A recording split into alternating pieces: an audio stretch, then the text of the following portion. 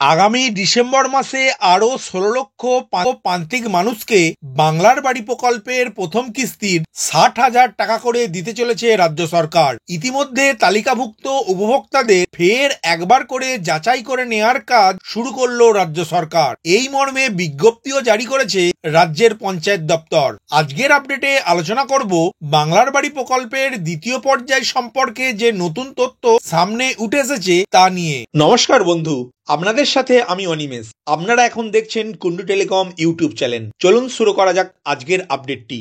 প্রসঙ্গত, গত বছরের সেপ্টেম্বর মাস থেকে শুরু হওয়া বাড়ি বাড়ি যাচাইকরণের পর বিডিও বা এসডিওর দ্বারা রিভেরিফিকেশনের পরে খসড়া উপভোক্তাদের তালিকা প্রকাশিত হওয়ার পরে গ্রামসভার মাধ্যমে স্থানীয় স্তরে অনুমোদন, তারপরে বিডিও বা এসডিওর দ্বারা চূড়ান্ত অনুমোদন এবং গত বছরের ডিসেম্বর মাসেই রাজ্যের প্রায় ১২ লক্ষ আবেদনকারীকে বাংলার বাড়ির প্রথম কিস্তির ৬০,০০০ টাকা করে দিয়েছে রাজ্য সরকার।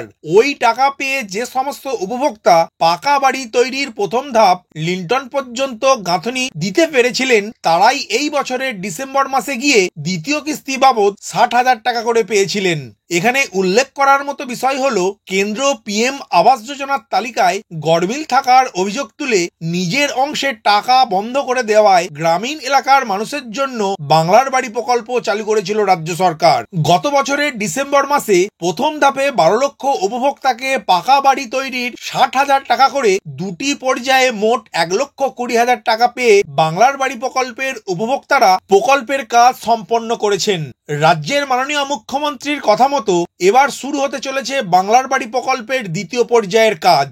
এবার মোট ১৬ লক্ষ উপভোক্তাকে পাকা বাড়ি তৈরি করার জন্য ১,২০,০০০ টাকা করে দেবে প্রত্যেক উপভোক্তার ব্যাংক অ্যাকাউন্ট বা পোস্ট অফিস অ্যাকাউন্টে। প্রথম পর্যায়ে যাচাই করা ২৮ লক্ষের মধ্যে থেকে বাকি থাকা ১৬ লক্ষ উপভোক্তাদের বাড়ি পুনরায় গিয়ে যাচাই করবে রাজ্য সরকার। স্বচ্ছতা বজায় রাখতে মোট ৬টি ধাপে করা হবে এই যাচাইয়ের কাজ।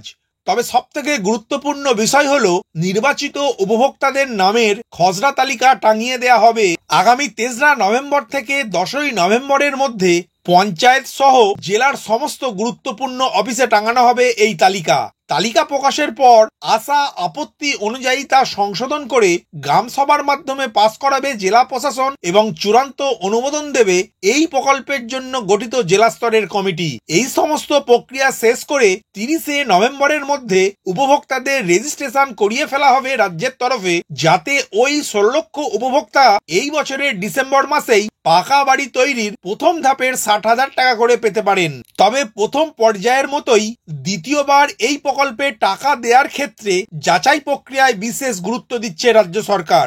যাচাই হওয়া বাড়ির অন্তত ১৫% পুনরায় যাচাই করতে হবে বিডিওদের। অন্যদিকে এসডিও এবং জেলা স্তরের আধিকারিকরা অন্তত ১৫% বাড়ি পুনরায় যাচাই করবেন। আবার রাজ্য স্তরের নজরদারি দল ও থানার আইসিওসিরা অন্তত ১৫% বাড়ি ঘুরে যাচাই করবেন।